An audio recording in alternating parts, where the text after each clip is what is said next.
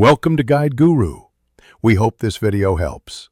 You begin by confirming prerequisites and launching the update flow.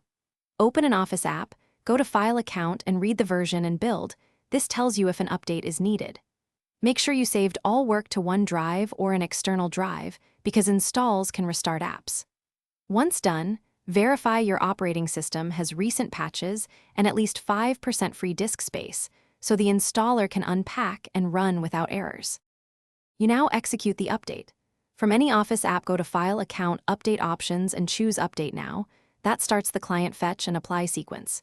If you're on Microsoft 365, note the update channel, monthly versus semi-annual, because it affects timing, and change it only if needed. For restricted networks, use the offline installer. Pick the right architecture, x86 or x64, and run the package as administrator. You finish by restarting Office and verifying the new version under File Account About. This confirms the update applied.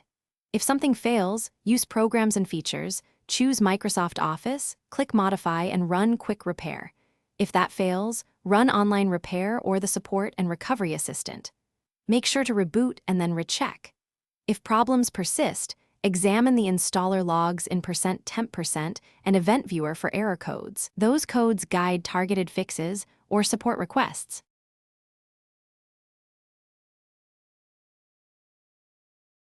Thanks for watching. Consider subscribing if we helped you today.